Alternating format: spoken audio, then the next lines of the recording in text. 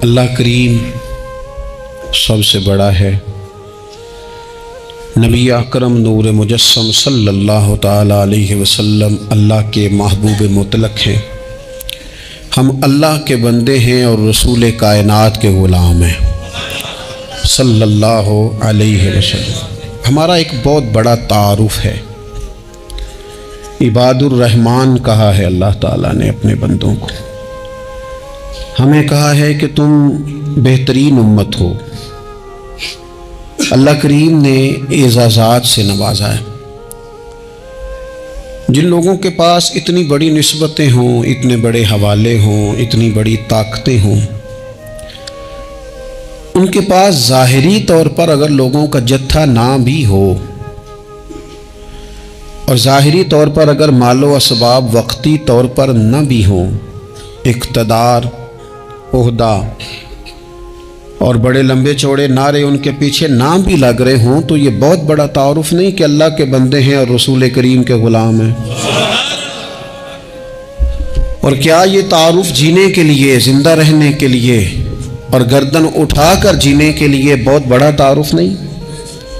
باوجود اتنے بڑے تعارف کے اگر کوئی بندہ کمزور باتیں کرے، کچی پکی گفتگو کرے اور وہ اپنے آپ کو بار بار مظلوم ثابت کرنے کی کوشش کرے، وہ بار بار اپنے زخم دکھائے تاکہ وہ قابل رحم قرار پائے، تو یہ باتیں ایک مومن کو، ایک مسلمان کو، اللہ کے ایک بندے کو ذرا زیبا نہیں دیتی، ذرا اچھا نہیں لگتا۔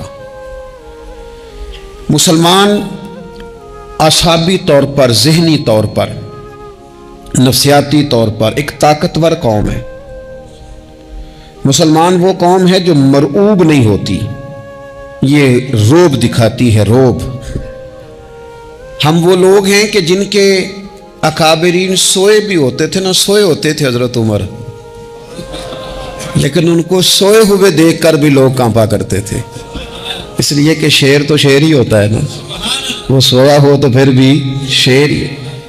تو میں کچھ عرصے سے اس کمی کو بڑی شدت سے محسوس کرتا ہوں کہ لوگ، یعنی کوئی شخص بھی ملتا ہے تو وہ اس لہجے میں بات کرتا ہے کہ اسے مظلوم مان لیا جائے، قابل رحم مان لیا جائے، اس کی مدد کی جائے، اس پر توجہ کی جائے۔ یہ مسلمان کی شان نہیں۔ آپ سورہ بقرہ پڑھیں گے تو قرآن مجید اصحاب صفہ کی شان بیان کرتا ہے کہ انہیں بڑی حاجت ہے، بڑے ضرورت مند ہیں۔ وہ لوگ تھے جو کئی دنوں تک روٹی نہیں کھاتے تھے، لیکن رب فرماتا ہے کہ میرے محبوب کے مدرسے کے ان طالب علموں کو جو دیکھے گا اسے محسوس ہوگا کہ یہ تو بڑے امیر لوگ ہیں۔ کیوں محسوس ہوگا؟ لا یسألون الناس الحافا، یہ لوگوں سے لپٹ کر سوال نہیں کرتے، کشکول طلب نہیں دراز کرتے، یہ اپنے پردے کو قائم رکھتے ہیں۔ خودداری، عزت نفس، وقار، خودی، ہمارے ہاں تیزی سے ان چیزوں کا آج جو ہے وہ یوں محسوس ہوتا ہے جیسے قحط ہو گیا ہے۔ اللہ ماشاءاللہ، آپ کے زخم دکھانے سے کوئی بھی آپ کا زخم نہیں بھرے گا، بلکہ میں نے تو یہ دیکھا ہے اپنی زندگی میں کہ اچھا بھلے تعلقات چل رہے ہوتے ہیں، آپ کو ذرا ضرورت پڑ جائے تو سامنے والا آنکھیں پھیر لیتا ہے، اسی وقت اس کا ماحول اور اس کے حالات خراب ہو جاتے ہیں۔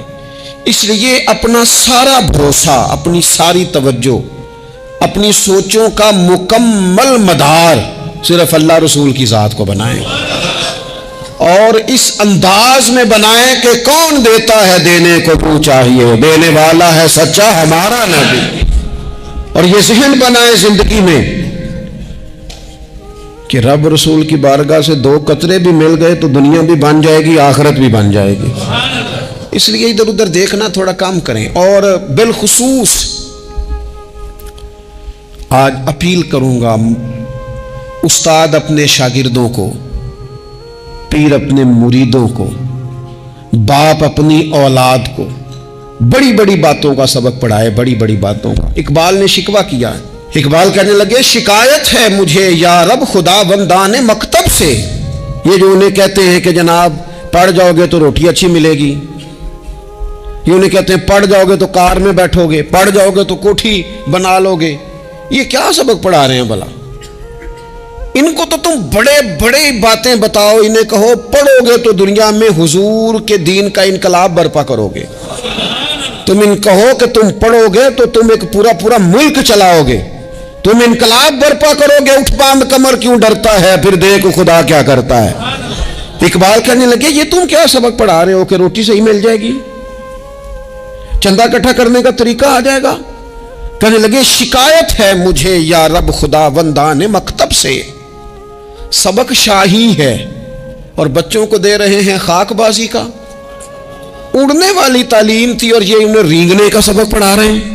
تگڑی تگڑی باتیں بچوں کو سکھاؤ، تگڑی تگڑی، یہ پھر سارے نہ ڈھونڈتے پھریں کہ وہ فلانا جو ہے نا چاچا امیر ہے تو ماموں امیر ہے تو فلانی خالہ باہر ہے تو فلانا ذرا مہربانی، کوئی بھی نہیں مہربانی کرتا، مہربانی جب بھی کرتا ہے یا خدا کرتا ہے یا مدینے والے محمد مصطفیٰ کرتے ہیں۔ اپنی توجہات کبھی بچوں کو دیکھیں، حضرت لقمان اپنے بیٹے کو کیا کہتے ہیں یا بنی اقم الصلاۃ وامر بالمعروف وانہی عن المنکر۔ حضرت لقمان اپنے بیٹے کو سمجھاتے ہیں، کہتے ہیں اے بیٹا نماز قائم کرنا، لوگوں کو بھلائی کا حکم دینا، برائی سے منع کرنا، وَاصْبِرْ عَلَىٰ مَا أَصَابَكَ، اور جب مصیبت پہنچے تو صبر کرنا، ادھر ادھر رونا دھونا نہ کرنا، نماز پڑھنا، بھلائی کا حکم دینا، برائی سے منع کرنا، اور اگر کوئی مصیبت پہنچے تو اس پر صبر کرنا۔ کتنے کام ہو گئے؟ 4۔ ایک نماز پڑھنی ہے، ایک بھلائی کا حکم دینا ہے لوگوں کو، ایک برائی سے، اور اگر کوئی مشکل آئے تو کیا کرنا ہے؟ ان ذالک من عزم الامور، فرمایا بیٹا یہ بڑی ہمت والے کام ہیں، ہمت والے کام کرنا، ہمت والے، طاقتیں اپنی قائم رکھنا، کمزور نہ پڑنا، لوگ تمہارے آنسو نہ دیکھیں، کوئی تمہیں تڑپتا نہ دیکھے، چھوٹا چھوٹا زخم لے کر لوگ سگنل پہ کھڑے، چھوٹی چھوٹی مجبوریاں لے کر لوگ مانگنے کے لیے دروازوں پر کھڑے ہیں۔ امت مسلمہ کا یہ مزاج نہیں، یہ وقار نہیں، یہ انداز نہیں، ہم تو بانٹنے والے لوگ ہیں۔ چلے مشکل آ جاتی ہے، زندگی میں ضروریات پڑ جاتی ہیں، قرضہ صحابہ بھی لے لیا کرتے تھے، لیکن یہ جو لہجے آج ہم نے اختیار کر لیے، کمزور ہو جانا، کچا پڑ جانا، غریبی کا رونا، یہ انداز اہل ایمان کا، بچوں کو طاقتور ہونا چاہیے۔ میرے نبی کریم صلی اللہ تعالی علیہ وآلہ وسلم نے نا ارشاد فرمایا، ایسا نہیں ہے کہ کوئی بندہ کمزور ہے تو وہ ناپسندیدہ ہے، یہ نہیں فرمایا کہ جو بزدل ہے تو وہ بڑا کوئی کٹا ہوا آدمی ہے، لیکن حضور فرماتے ہیں، صحیح مسلم میں حدیث موجود ہے، حضور فرمانے لگے طاقتور مسلمان نا اللہ کی نظر میں بزدل مسلمان سے زیادہ پیارا ہے۔ طاقتور ہے نا، اس کی شان زیادہ ہے، یہ جو با ہمت ہے، با حوصلہ ہے، جس کے اعصاب مضبوط ہیں، یہ رب کریم کی بارگاہ میں باوقار ہے، اللہ کے حضور اس کی قدر ہے۔ اور حضور علیہ الصلوۃ والسلام صحابہ کو دعائیں سکھایا کرتے تھے،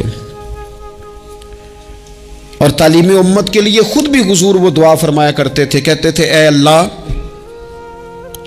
بزدلی سے بچا، کنجوسی سے بچا، اے اللہ اس بڑھاپے سے بچا جو انسان کو بڑا پریشان کر دے۔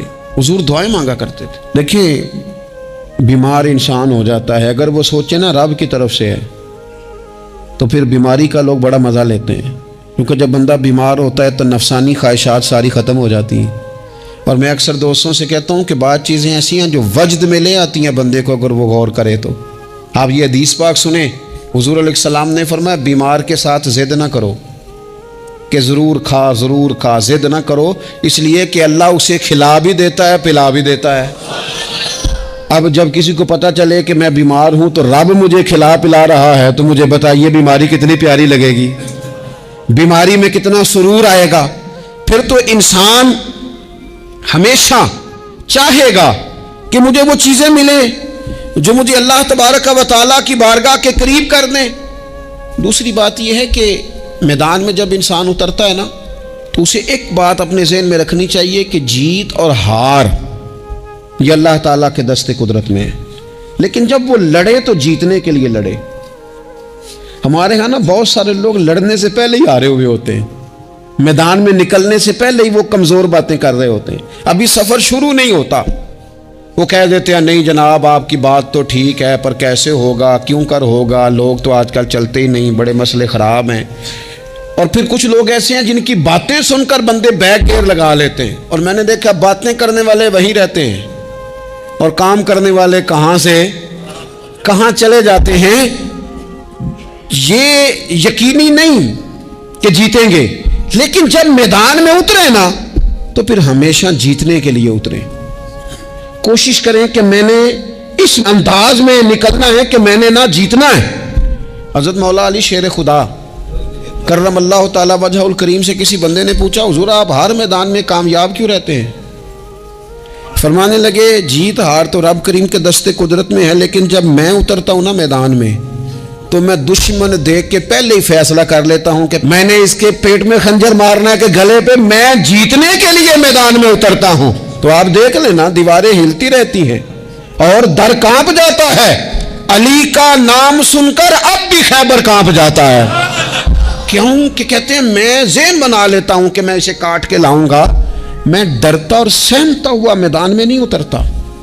ذہن ہوتا ہے کہ آج لڑوں گا تو جیتوں گا، آج میں دیکھیں میں کیا کرتا ہوں۔ حوصلہ نہیں پیدا کر پا رہے بچوں میں، کچھ بچے بھی اللہ خیر کرے عزم و ہمت والے لوگوں کے پاس بیٹھتے نہیں، اور دوسرا ہم اپنے بچوں کا کسی کو آئیڈیل بھی نہیں بننے دیتے۔ بچے کسی کا نام لیتے ہیں تو ہم کہتے ہیں پتر چھاڑ پر آؤں، یہ دور ہی نہیں ہے۔ ہم کوئی ایسا ذوق، کوئی مزاج، کوئی طبیعت پیدا ہی نہیں ہونے دیتے۔ کچھ آنے والی نسل کا مزاج ہے کہ وہ اٹھنا نہیں چاہتی، بیٹھنا نہیں چاہتی، چلنا نہیں چاہتی، وہ چاہتی ہے میں لیٹی رہوں، موبائل میرے ہاتھ میں رہے، باقی سارے کام ریموٹ کنٹرول ہو۔ جب انسان دیکھیں نا، ایک ڈاکٹر صاحب کے پاس ایک دفعہ میں گیا تو ایک مریض کو وہ سمجھا رہے تھے، اسے کہہ رہے تھے کہ تو تھوڑی ورزش بھی کیا کر، تھوڑی ورزش بھی کیا کر، اور ساتھ انہوں نے بڑی اچھی بات کی، کہنے لگے اللہ تعالیٰ نے نا جسم میں جوڑ بنائے ہیں، یہ گھٹنے ہیں، یہ کونیاں ہیں، اللہ نے جوڑ بنائے ہیں، اسی لیے تو بنائے تھے کہ تھوڑی ان کو حرکت بھی دی جائے، لیکن اگر آپ ان جوڑوں کو حرکت ہی نہیں دیں گے تو یہ تو زانگا لود ہو جائیں گے۔ تو کام زندگی میں عزم کے ساتھ، ہمت کے ساتھ، اور سب سے بڑی مضبوطی یہ ہے کہ آپ یہاں سے مضبوط ہوں، آپ اعصابی طور پر مضبوط ہوں۔ یہ جو کمزوری ہے نا، ذہنی کمزوری، میں نہیں پسند کرتا کہ مطلب خواتین بچوں کو اس لیے ڈرائیں کہ بیٹا او ہو بلی آ گئی ہے۔ وہ بلی کیا ہوتی ہے جی؟ لیکن جو خواتین حج بھی بچوں کو بلی سے ڈرائیں گی، اچھا اس کو ڈرا بلی سے رہی ہوتی ہیں اور ساتھ کہہ رہی ہوتی ہیں ماما کا شیر، جی آپ کا شیر بلی سے ڈرتا ہے، یہ اماں کا شیر بلی سے ڈر رہا ہے، آپ نے اس سے بلی سے ڈرا دیا اور نام شیر رکھ دیا ہے۔ یہ کیسا شیر ہے کہ جو بلی آتی ہے تو بھاگ جاتا ہے؟ یہ ماحول مطلب متضاد ہے۔ یہ کاکروچ دیکھ کر چیخیں مارنا نا، یہ برگر فیملی ہونے کی علامت ہے۔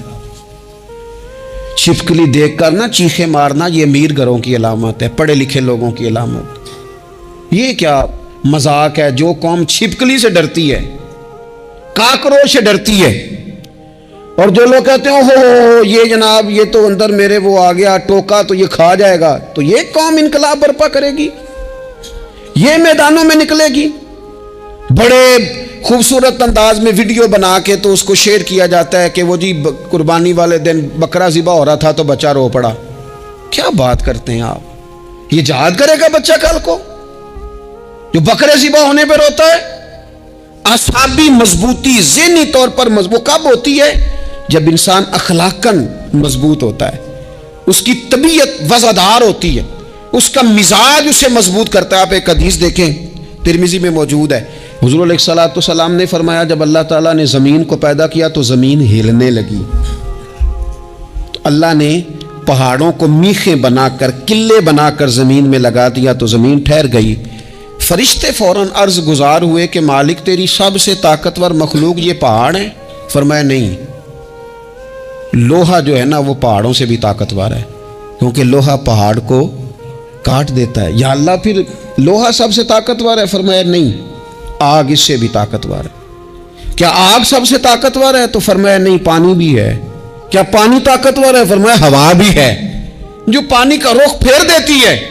مسلمانوں خدا را اس سے بڑا ذوق نہیں ملے گا۔ میں طاقتور ہونے کا طریقہ بتا رہا ہوں۔ ہمارے ہاں لوگ سمجھتے ہیں کہ میں بولتا زیادہ ہوں اس لیے میں طاقتور ہوں، میرے پاس اسلحہ زیادہ اس لیے میں یہ دیکھو حضور نے بتایا طاقتور کون ہوتا ہے۔ یا رسول اللہ پتھر پہاڑ طاقتور ہیں؟ تو فرمایا نہیں، ان پر تو لوہا ہے، لوہا طاقتور ہے، نہیں اس پر تو آگ ہے، آگ طاقتور ہے، نہیں اس پر تو پانی ہے، پانی طاقتور، اس پر تو ہوا ہے۔ تو حضور پھر مہربانی کریں بتائیں طاقتور کون ہے؟ تو یہ دیکھو نا، یہ یاد رکھو نا، یہ کائنات کے سب سے بڑے حکمت والے محبوب کی بات یاد رکھو نا۔ حضور فرمانے لگے سب سے زیادہ طاقتور وہ مومن ہے جو سیدھے ہاتھ سے صدقہ دیتا ہے اور دوسرے کو پتہ بھی نہیں لگنے دیتا۔ اس ہاتھ سے صدقہ دیا اور اس ہاتھ کو پتہ، جس میں یہ اخلاقی طاقت آ جائے نا کہ اللہ کے راستے میں دیکھ کر پھر اسے چھپانا آ جائے، وہ بڑا طاقتور آدمی ہے۔ وہ میں یہ سب سے بڑا طاقتور ہے جس نے اپنے رب سے راز نیاز شروع کر لیے، اللہ کے راستے میں دیتا ہے پھر کسی کو خبر۔ یہ کون سی طاقت ہے؟ یہ روحانی طاقت ہے، یہ اخلاقی طاقت ہے، یہ کردار کی طاقت، یہ سوچوں کی طاقت ہے، یہ آپ کے مزاج کے بلند ہونے کی طاقت ہے۔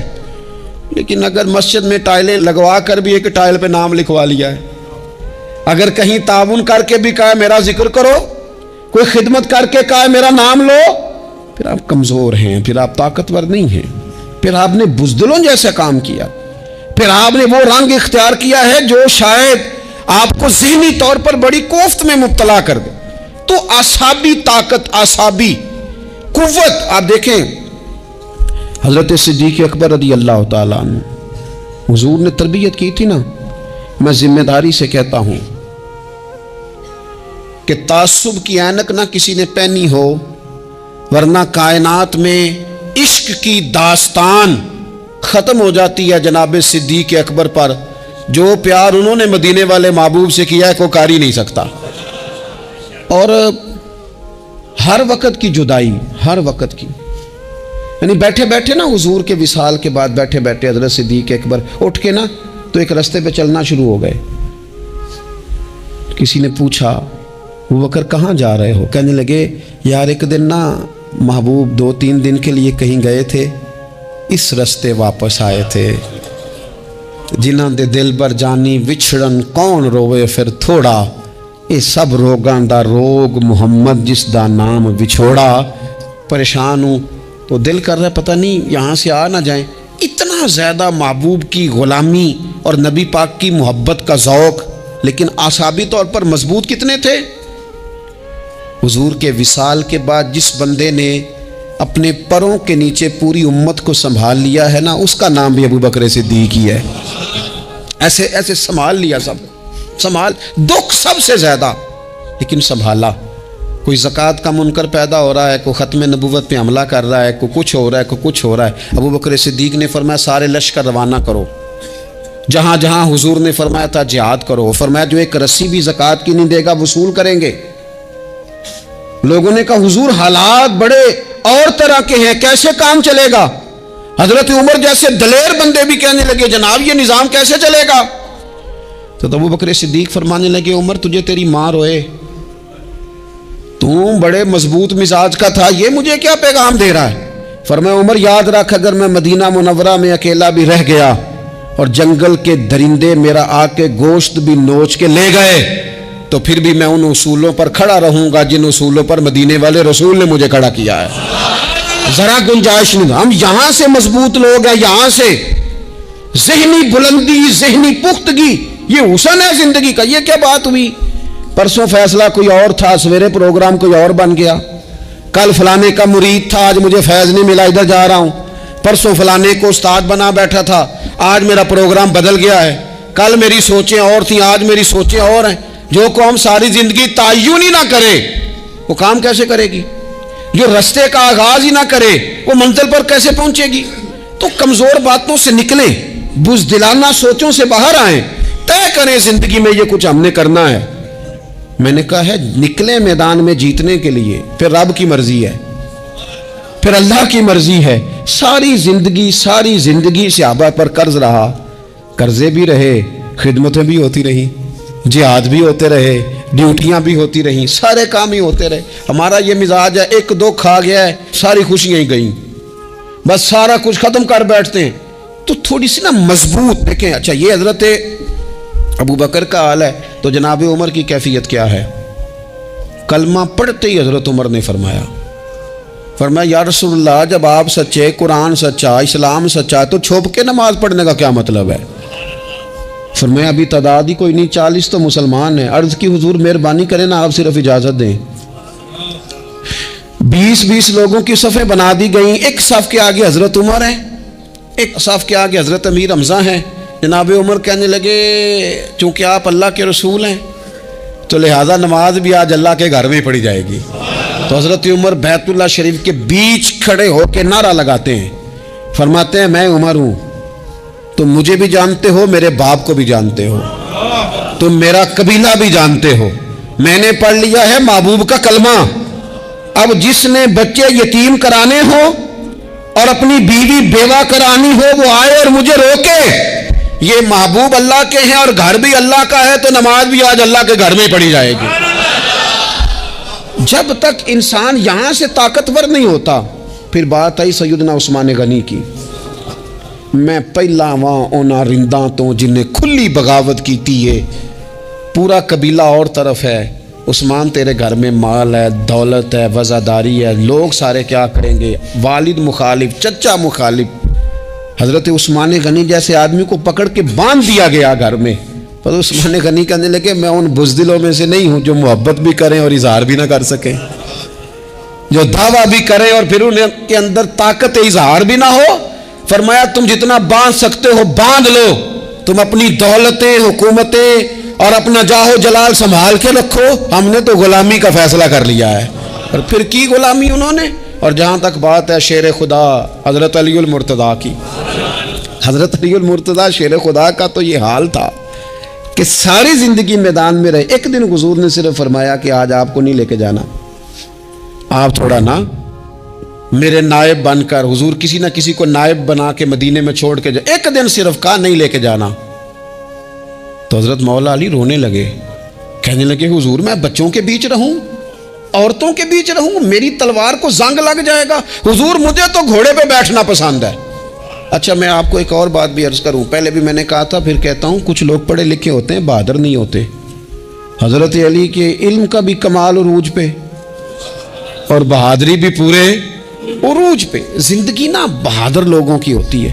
یہ شہاب الدین غوری لیٹے ہیں یہاں سواوا میں, تو کسی نے پوچھا ان سے کہ یار آپ کہاں رہتے ہیں؟ کہنے لگے میں گھوڑے کی پشت پہ ہوتا ہوں. ہمارے بچے بڑی سونی فوٹو بناتے ہیں, ان سے پوچھیں آج کل آپ کیا کرتے ہیں تو کہتے ہیں موبائل چلاتے ہیں. آپ کیا کرتے ہیں؟ فوٹو کھینچتے ہیں.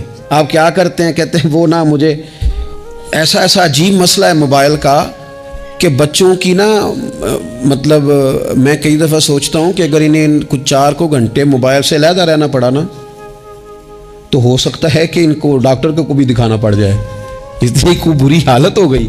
مجھے ڈھیر سارے دوست کہتے ہیں جی آپ ٹیلی فون پہ ملتے نہیں. میں نے کہا میں پہلے ملا کرتا تھا جب تک لوگوں کی جیب میں موبائل تھا, جب سے لوگوں نے ہاتھ میں پکڑ لیا نا تو پھر تو ایک دن میں 100 نمبر ملتا ہے, تو پھر آپ کیسے موبائل پہ رہیں گے؟ پھر تو ایک ہی کام ہے, یا فون سنیں گے یا کوئی اور کام کریں گے.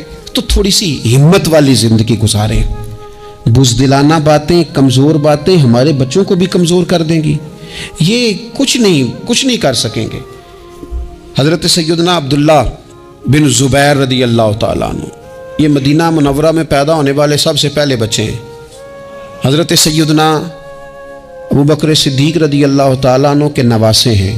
حضور کے پھپھو جناب صفیہ کے پوتے ہیں, اور عشرہ مبشرہ صحابی حضرت زبیر بن عوام ان کے بیٹے ہیں. شروع سے ہی بڑے بہادر تھے. ایک دن کچھ بچے گلی میں کھیل رہے تھے تو ایک شخص نے آ کے نا چیخ ماری, ڈرایا, سارے بچے بھاگ گئے. جناب عبداللہ ابن زبیر کہنے لگے کیوں بھاگتے ہو؟ اب چیخوں سے بھی ڈرو گے؟ واپس آؤ سارے, میں تمہارا امیر ہوں, آؤ ذرا اس پر حملہ کریں. ہم سارے بھاگے اور یہ اکیلا کھڑا رہے. اس پر حملہ کیا, وہ ڈرانے والا خود ڈر کے بھاگ گیا. تھوڑا سا نا مزاج, ذہن, طبیعت دیکھیں نا, بدتمیزی اور چیز کا نام ہے لیکن گفتگو کا مضبوط ہونا یہ اور چیز کا نام ہے۔ بچوں کو جب پوری طرح یہاں تو ہم ان کو اس قدر زیادہ کمروں میں بند رکھتے ہیں کہ جب وہ نکلتے ہیں باغی ہو جاتے ہیں، یہاں پھر یہ ہوتا ہے کہ ان کے اندر جو صلاحیتیں ہوتی ہیں وہ پوری طرح دب جاتی ہیں، وہ جو کیفیات ہوتی ہیں جو ایک مردانہ وصف میں ہونی چاہیے ان کے اندر موجود نہیں ہوتی۔ اقبال کہتے ہیں آئین جواں مرداں حق گوئی و بے باکی، اللہ کے شیروں کو آتی نہیں روباہی۔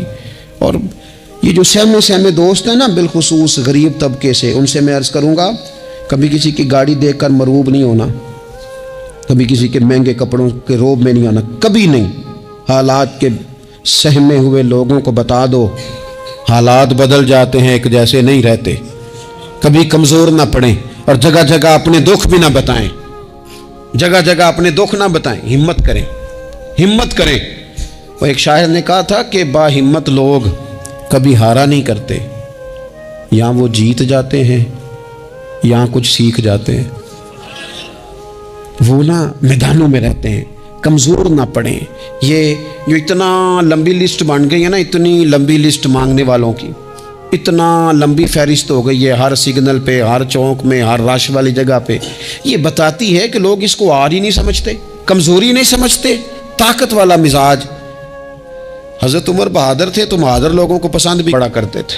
حضرت عبداللہ ابن زبیر چھوٹے تھے، بچوں کے ساتھ کھیل رہے تھے، اور یہ وہی حضرت عبداللہ ابن زبیر ہیں جو بعد میں امام حسین کے قاتلوں کے سامنے ڈٹ کے کھڑے ہو گئے، اور انہوں نے اعلانیہ ان لوگوں کا بائیکاٹ بھی کیا اور ان لوگوں کے ساتھ صف آرا بھی ہوئے، حضرت عبداللہ ابن زبیر۔ اور فرماتے ہیں کہ میری ماں 90 سال سے زیادہ عمر تھی حضرت اسماء بنت ابی بکر کی، جب میں نے انہیں کہا نا اماں وقت آ گیا ہے شہادت کا، تو میری اماں مجھے کہنے لگی پتر میدان میں رہنا، میدان میں۔ بکرے کو ذبح ہوتے وقت تکلیف ہوتی ہے، جب اس کی کھال اتاری جائے پھر کوئی تکلیف نہیں ہوتی، ایسے ہی کمزور نہ پڑنا۔ ہمارے ہاں تو لوگ کہتے ہیں نا پتر اندروں کنڈی لے لا، ساڑی نہیں لڑائی، وہ جب ہمارے گھر آگ آئے گی پھر اسے ہم بند کریں گے، ابھی نہ تو بالکل باہر نہ نکلنا۔ کیسے قوم آگے بڑھے گی؟ جرتیں کیسے پیدا ہوں؟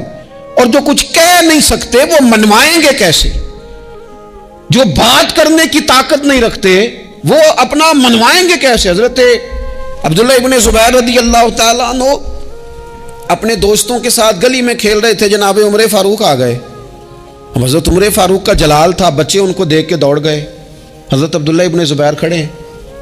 حضرت عمر قریب آئے، کہنے لگے پتر آپ کیوں نہیں دوڑے؟ حضرت عبداللہ ابن زبیر چھوٹے سے ہیں، کہنے لگے جی کیوں میں دوڑتا، میں نے کوئی جرم کیا ہے، کوئی میں نے غلطی کی ہے، بھلا کیوں دوڑوں؟ آرام سے کھیل رہے ہیں اور نہ ہم نے کوئی رستہ بند کیا، جگہ ہے آپ نے گزرنا تو گزر جائیں۔ چاہیے تھا نا حضرت عمر ناراض ہوتے، پر جناب عمر نے ماتھا چوم لیا، کہنے لگے کیا بات ہے بیٹا، ان چیزوں پر ذرا قائم رہنا۔ کہنے لگے جرم کیے، کیا مطلب ہے اس بات کا کہ فلانا ہے تو دوڑ جائے، کیوں دوڑیں جی؟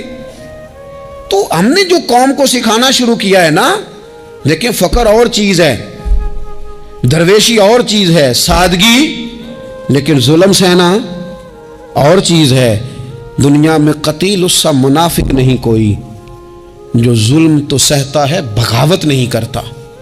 اپنی زندگی میں عزم کو، ہمت کو، نظریے کو بلند کریں، مظلومانہ مزاج نہ پیدا کریں، بلا وجہ دکھ سنا کے اپنے آپ کو کمزور نہ کریں۔ یاد رکھیں اگر ہم اپنے دکھ کسی کو سنا رہے ہیں اور اپنے آپ کو بڑا غریب ثابت کر رہے ہیں تو ایسا نہ ہو کہ ہمارے بچے اس کا برا اثر لے جائیں۔